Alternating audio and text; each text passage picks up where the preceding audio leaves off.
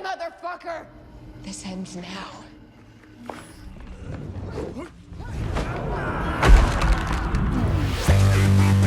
Halo guys, selamat datang di Sun Channel.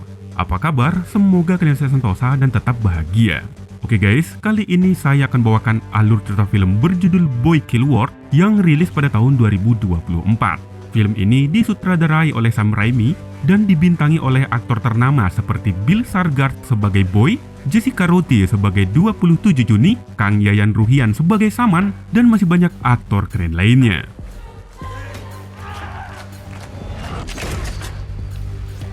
Film ini menceritakan tentang balas dendam seorang anak pada pemerintah totaliter yang telah membantai keluarganya.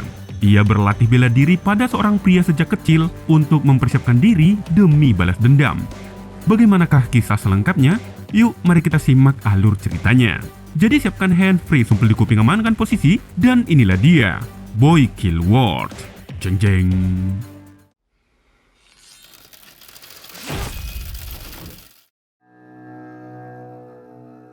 Film dibuka di sebuah kota yang dikendalikan oleh keluarga Van der Kooi, yang mana setiap tahunnya keluarga ini akan melakukan pembantaian yang disiarkan secara langsung lewat televisi. Acara ini disebut sebagai dekuling, yang mana mereka akan mengumpulkan penduduk sebanyak 12 orang untuk dieksekusi secara sadis. Orang-orang ini dipilih karena dianggap sebagai pemberontak yang tidak mematuhi peraturan yang telah dibuat oleh keluarga Van der Kooi.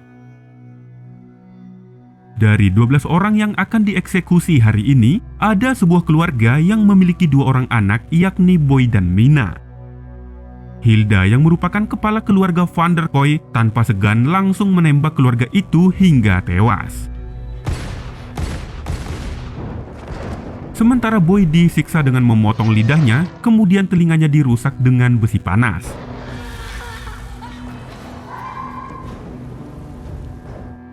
Setelah itu, ketiganya digantung di pohon jambu yang berada di tengah kota. Ternyata Boy masih hidup, sementara ibu dan adiknya sudah tewas. Lalu datanglah seorang pria bertedung bernama Saman, menghajar semua petugas yang ada di sana. Kemudian ia menyelamatkan Boy dan membawanya ke dalam hutan.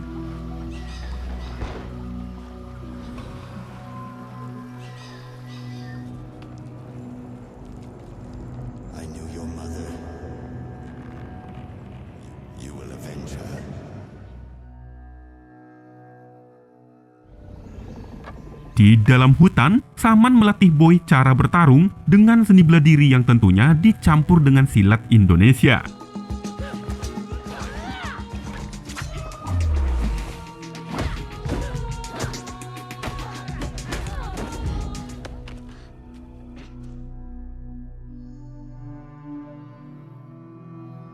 Terkadang tubuhnya dikubur dalam lumpur dan hanya memakan serangga dan kuaci sebagai bagian dari latihan. Saman juga menanamkan kebencian terhadap keluarga Van der Kooi agar ia tetap semangat untuk berlatih. Selain pria yang ahli bela diri, ternyata Saman juga pembuat obat-obatan terlarang.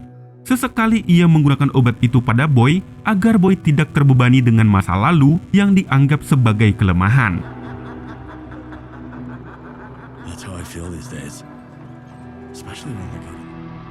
Suatu hari mereka pergi ke pasar yang berada di pinggiran kota, yang mana Boy menjual sayuran hasil kebun mereka, sementara Saman pergi ke gang sempit untuk menjual obat terlarangnya.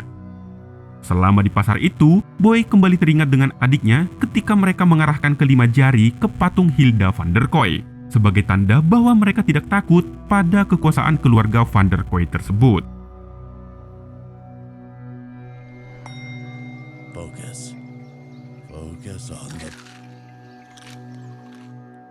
Bahkan hingga dewasa pun, Boy selalu berhalusinasi melihat adiknya Mina yang selalu usil kepadanya. Hal itu pun membuat konsentrasi Boy terganggu ketika latihan bertarung melawan Saman.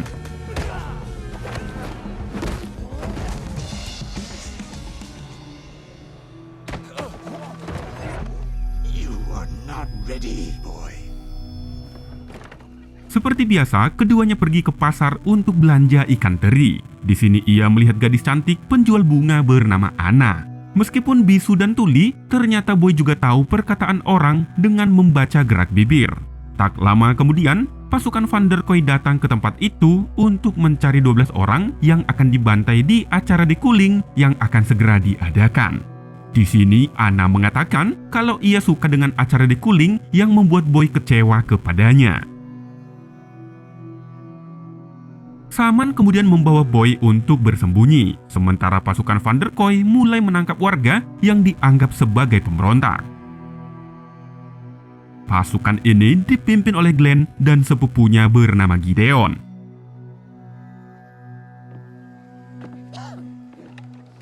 Rejoice and give thanks, oh good people. Today we celebrate your continued devotion to the Van der Kooi dynasty. Glenn kemudian membacakan pidato di depan orang-orang yang menegaskan bahwa acara dekuling akan segera dimulai. Lalu tiba-tiba Glenn terhenti karena merasa naskah pidato yang ditulis oleh Gideon kurang greget. Namun Gideon menyuruh Glenn untuk meneruskan pidatonya. Glenn kemudian menyebut 12 nama-nama orang yang dianggap sebagai pemberontak atas kepemilikan senjata ilegal. Di antaranya ada sebuah keluarga yang memiliki anak yang masih kecil.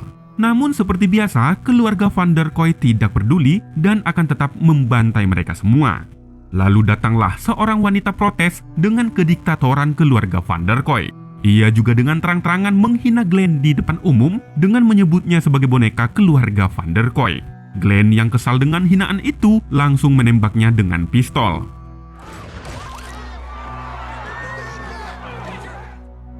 Namun tembakannya meleset dan mengenai orang lain. Saat itu juga masyarakat menjadi ricuh dan memaksa untuk menghentikan acara dekuling. Sementara itu, Glenn malah mempermainkan mereka dengan membagikan permen karet. Tentu saja masyarakat semakin naik pitam dan ada yang berusaha untuk membunuh Glenn dengan parang babat. Namun ia terlebih dahulu ditebas oleh kepala keamanan Van der Kooi yang bernama 27 Juni.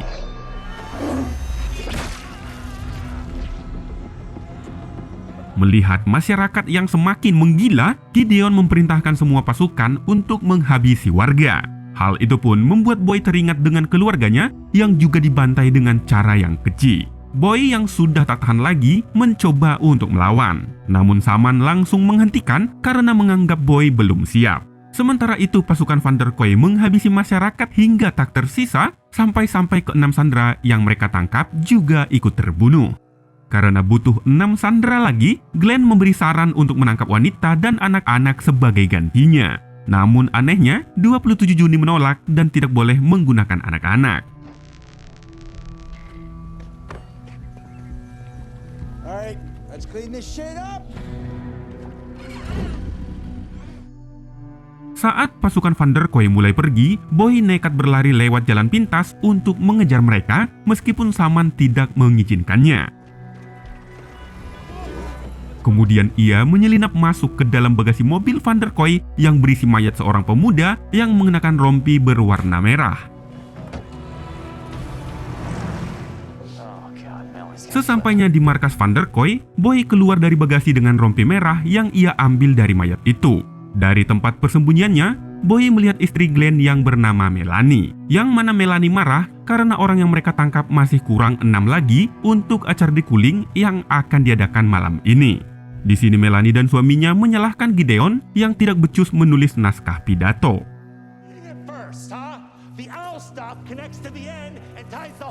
This isn't a fucking art project, Gideon. Melanie kemudian menyuruh Glenn untuk mengganti bajunya karena ia akan bertugas sebagai MC di acara dekuling. Sementara itu, Boy lagi-lagi berhalusinasi melihat adiknya Mina yang selalu usil kepadanya. Boy menyuruh Mina untuk pergi karena ia sedang menjalankan misi untuk membunuh Hilda. Namun Mina tetap saja ngotot untuk ikut.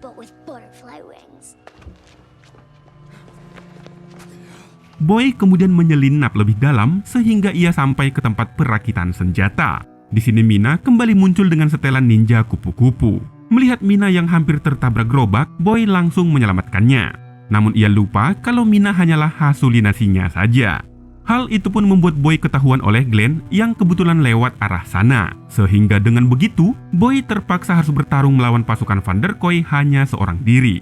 Namun meskipun sendirian, kemampuan ahli bela diri yang diajarkan Saman tidaklah main-main. Ia bahkan mampu menghabisi semua pasukan itu hanya seorang diri. Di tengah pertarungan itu, ada seorang tawanan bernama Basho yang memberinya senapan.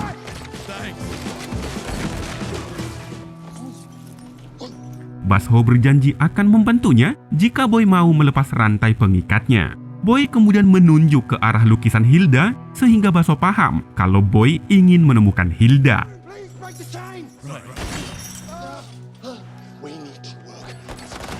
Setelah melepas ikatan Basho, Boy kembali bertarung melawan pasukan Van der Kooi. Sementara Basho sendiri bersembunyi di balik lemari.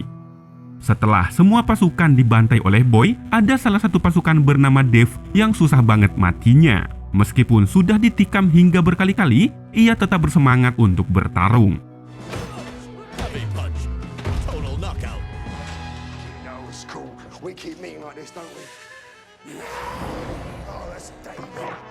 Ternyata Dave menggunakan rokok elektrik ajaib yang mampu membuatnya kebal terhadap rasa sakit. Mereka terus gelut hingga di ronde ketiga, Boy berhasil menebas kakinya hingga terputus. Sehingga Dave tak bisa melanjutkan pertarungan lagi.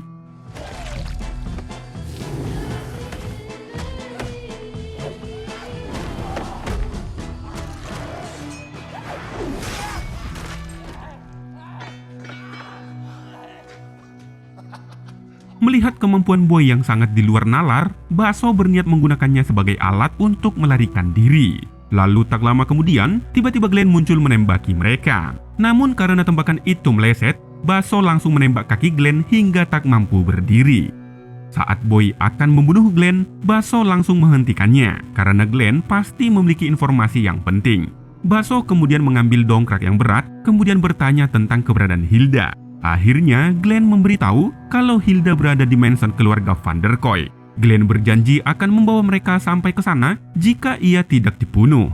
Ternyata Glenn juga sudah muak dengan keluarga Van der Kooi. Ia berkata bahwa dirinya dipaksa untuk melakukan semua yang Hilda perintahkan. Glenn sebenarnya sudah tidak sanggup untuk bertahan di keluarga itu lagi dan ingin segera bebas. Namun sebelum Glenn selesai curhat, Basho tidak sengaja menjatuhkan dongkrak karena tangannya kelelahan sehingga membuat kepala Glenn hancur.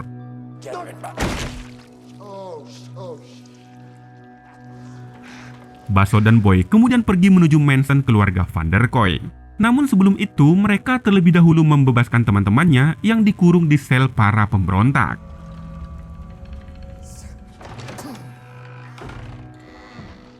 Di sana mereka bertemu dengan teman Basho bernama Benny. Benny kemudian memberitahu kalau semua teman-teman pemberontak mereka sudah tewas dibunuh oleh Hilda dan hanya menyisakan Benny sendiri.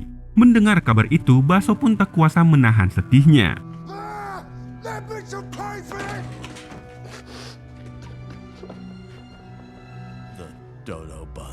Namun Basho kembali bersemangat karena menurutnya kemampuan Boy yang luar biasa bisa diandalkan meskipun jumlah mereka hanya bertiga. Benny dan Basho kemudian menyusun rencana untuk masuk ke mansion keluarga Van der Kooi untuk membunuh Hilda. Namun karena Boy tidak mengerti gaya berbicara Benny dan Basho, ia pun hanya bisa mengangguk saja dan bertukar pikiran dengan halusinasi Mina. Lalu Boy teringat dengan Mina yang pernah menggambar misi untuk kabur dari kota yang dikuasai oleh keluarga Van der Kooi. Ketiganya kemudian pergi menuju mansion keluarga Van der Kooi.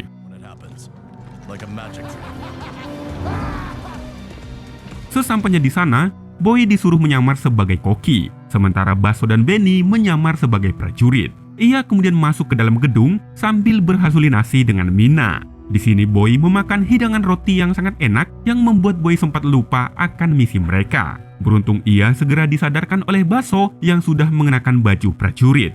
Di bawah sana, ia melihat Hilda yang sedang bersiap perjamuan makan. Boy kemudian masuk ke ruang dapur yang membuatnya harus bertarung dengan para koki yang juga sudah terlatih.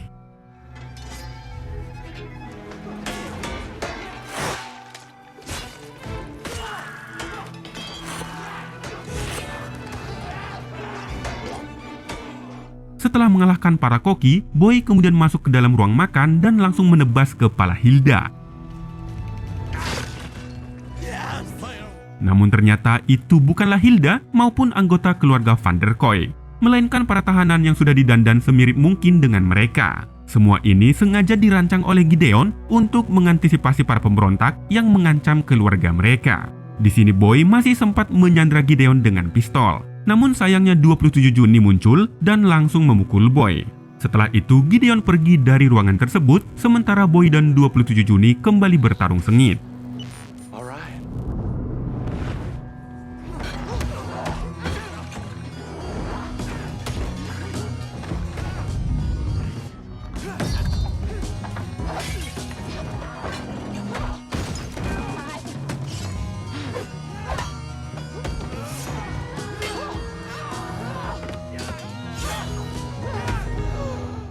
Di tengah pertarungan itu, Boy memukul Juni hingga helmnya terlepas. Saat itu juga Boy kembali berhalusinasi melihat Mina, sehingga Juni memanfaatkan kesempatan ini untuk melumpuhkan Boy.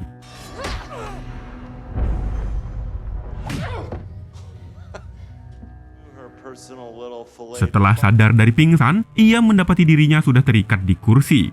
Juni kemudian menanyai Boy tentang keberadaan Saman karena gaya bertarung Boy sama dengan Saman.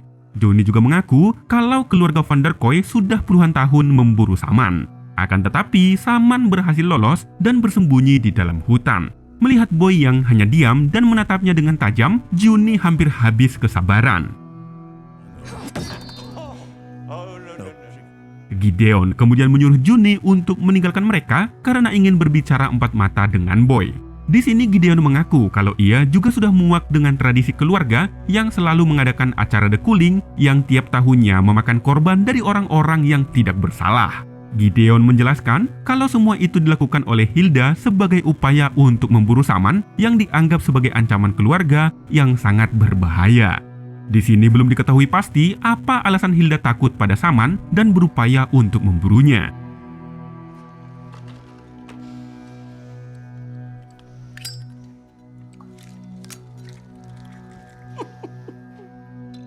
Tak lama kemudian Melanie datang dan akan menjadikan Boy sebagai salah satu peserta The Cooling.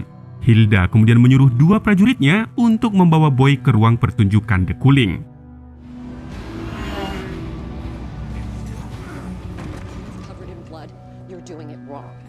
Selama perjalanan menuju ruang pertunjukan, Boy diseret oleh dua orang prajurit.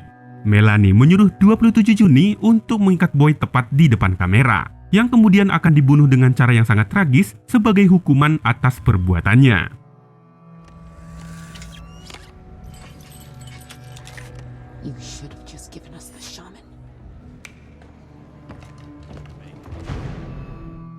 Kemudian acara The Cooling pun dimulai, yang mana Boy diikat di atas panggung dengan leher yang dipasangi alat kejut. Setelah itu, para penonton langsung bersorak-sorai melihat Hilda Van der Kooi yang muncul dari belakang panggung.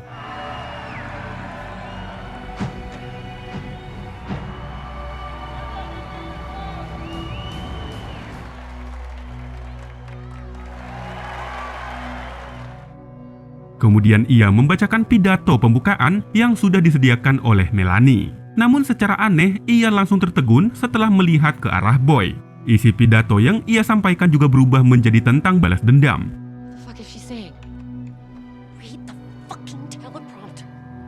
Selain itu, Hilda juga mengacungkan pistol ke arah penonton karena merasa Saman juga ada di antara mereka. Ternyata Hilda benar-benar takut pada Saman dan menganggapnya sebagai ancaman yang sangat serius. Melihat suasana yang mulai ricuh, Melanie langsung menenangkan Hilda dan membawanya pergi dari panggung. Setelah itu, acara pembantaian pun dimulai yang disponsori oleh perusahaan sereal Frosty Puff.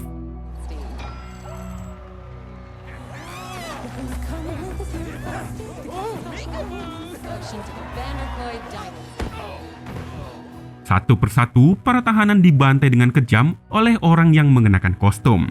Di tengah pembantaian yang sangat brutal itu, Boy mendapati pisau kecil berada di dalam sakunya.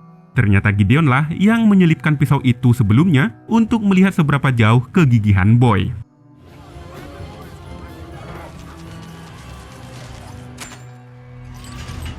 Setelah berhasil melepas ikatannya, Boy kemudian berlari untuk melakukan perlawanan. Namun Melanie mengaktifkan alat di lehernya yang membuat Boy tidak bisa berbuat apa-apa. Boy lalu diseret ke atas batu yang kemudian kepalanya akan dihancurkan oleh orang yang mengenakan kostum kambing dengan palu bangunan.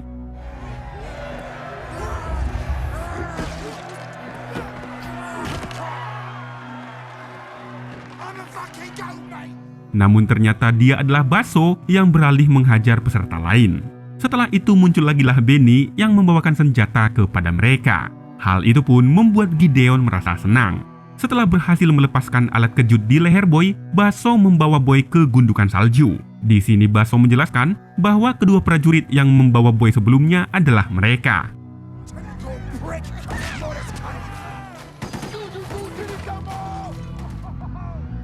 Melihat kekacauan itu, Melanie yakin kalau Gideon telah membantu Boy.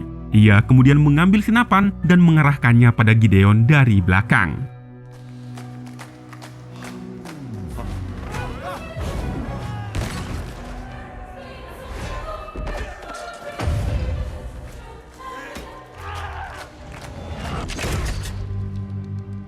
Sementara itu Boy dan kawan-kawan berhasil menghabisi musuh mereka. Di sini Boy kembali melihat bayangan Mina yang membuatnya lalai dan berhasil ditembak oleh Melanie.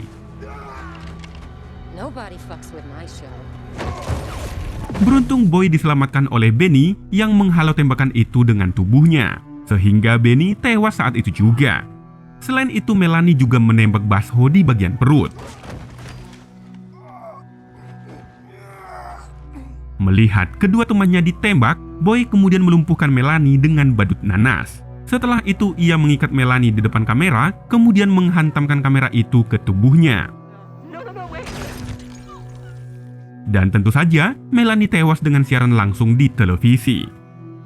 Meskipun sudah sekarat, Baso berkata kalau dia akan menepati janjinya pada Boy, yaitu membantu Boy menemukan Hilda yang berada di bunker persembunyiannya.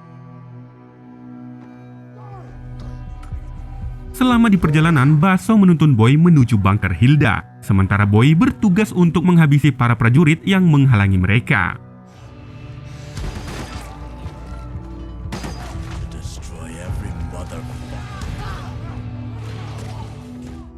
Setelah menghabisi para prajurit, Boy melihat Baso yang juga sudah tewas. Boy kemudian bertemu dengan Gideon yang sudah sekarat karena punggungnya ditembak oleh Melanie. Gideon memberinya kunci untuk bisa masuk ke dalam bunker persembunyian Hilda. Ketika hendak membunuh Gideon, bayangan Mina pun menghentikannya. Mina melarang Boy membunuhnya karena Gideon telah membantu Boy. Di sini Boy sadar kalau Mina hanyalah halusinasinya saja. Ia lalu membentak Mina dan mengatakan kalau ia sudah tidak membutuhkannya lagi. Saat itu juga bayangan Mina pun langsung menghilang.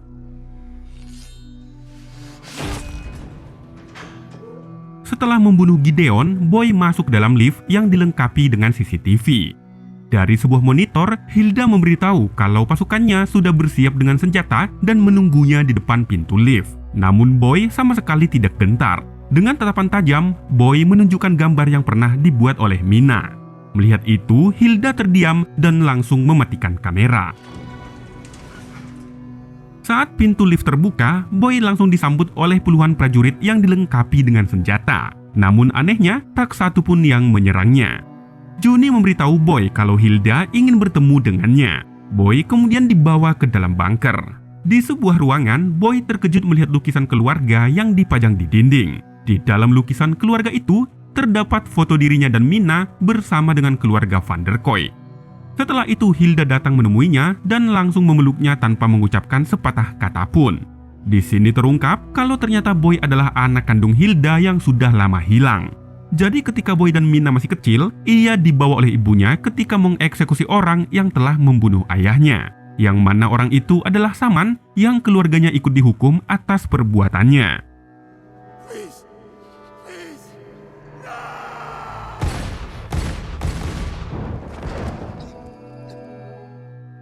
Setelah Hilda menembak istri dan kedua anaknya, ia menyuruh Boy untuk menembak mati Saman. Namun Boy tak berani menembak sehingga ia hilang kendali dan menembak ke segala arah. Kesempatan itu pun dimanfaatkan Saman untuk melarikan diri. Karena merasa terpukul melihat tindakan keluarganya, Boy pergi ke sungai di pinggir hutan dan merenungi perbuatannya. Disinilah Saman menangkapnya dan langsung menghajar Boy. Saman sempat berpikir untuk membunuh Boy, namun ia mengurungkan niatnya dan memilih untuk menjadikan Boy sebagai alat untuk balas dendam. Ternyata Saman jugalah yang memotong lidahnya dan merusak kuping Boy dengan besi panas. Kemudian Saman mencuci otak Boy dengan berbagai obat dan mantra dan menanamkan kebencian terhadap keluarga Van der Kooi. Ia selalu mengatakan secara terus-menerus kalau keluarganya telah dibunuh oleh Hilda, sehingga ia merasa kalau dirinya adalah korban dari keluarga Van der Kooi.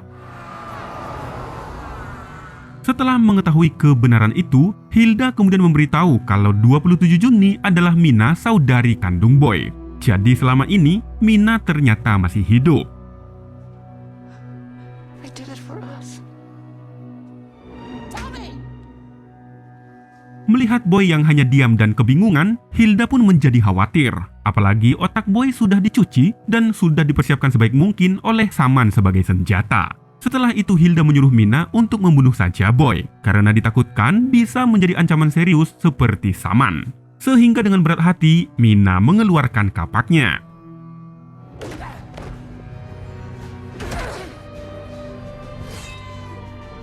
Namun tiba-tiba Boy mengarahkan kelima jarinya yang membuat Juni teringat dengan masa kecil mereka yang muak dengan aturan ibunya. Secara mengejutkan, Mina malah membunuh ibunya itu.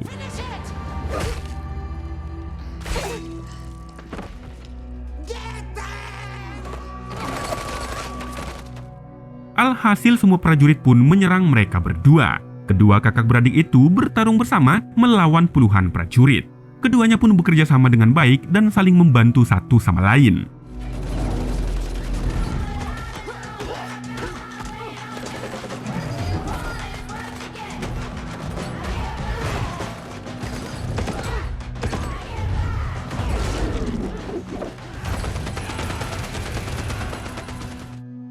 Di tengah pertempuran itu, Mina berhasil membawa Boy masuk ke dalam lift. Di dalam lift, Mina memberitahu kalau selama ini dirinya merasa sangat kehilangan. Ditambah dengan rumor yang beredar kalau Boy dinyatakan tewas dibunuh oleh Saman. Sejak saat itulah, ia menjadi sangat brutal dan tak segan membunuh warga yang dianggap sebagai pemberontak. Mina juga kecewa pada keluarganya yang tidak berusaha mencari Boy dan hanya fokus memburu Saman. Lalu secara tiba-tiba, lift kembali turun dan mengarah ke bawah. Dan setelah pintu terbuka, mereka mendapati Saman yang telah menghabisi para prajurit yang tersisa. Di sini Boy mengatakan kalau Hilda sudah tewas. Namun Saman belum puas karena Mina juga harus dibunuh. Melihat itu, Boy pun hanya diam, sementara Mina langsung bertarung melawan Saman. Hey, motherfucker! This ends now. Akan tetapi, Saman bukanlah tandingan Mina, jadi tak butuh lama bagi Saman untuk melumpuhkan Mina. Tepat ketika Saman akan membunuhnya, Boy langsung menendang kepala Saman hingga terlempar. Pertarungan 2 lawan 1 pun baru saja dimulai.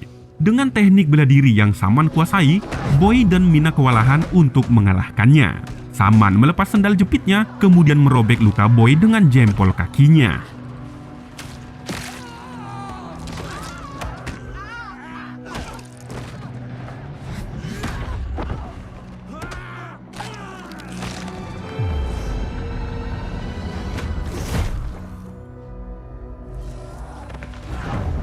Setelah itu Saman menghantamkan kepalanya ke helm Mina dan menggunakan pecahan kaca untuk melumpuhkan Mina.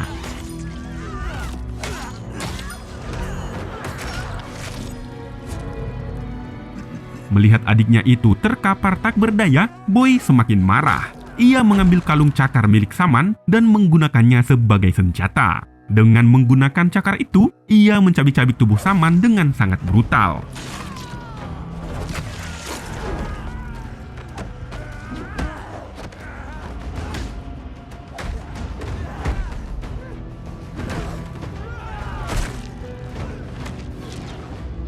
Kemudian Saman berhasil mengambil cakar itu dan gantian merobek tangan dan kaki Boy. Pertarungan keduanya pun sangat brutal dan penuh tumpahan darah. Hingga pada akhirnya, Boy berhasil meraih cakar itu dan merobek leher Saman hingga tewas.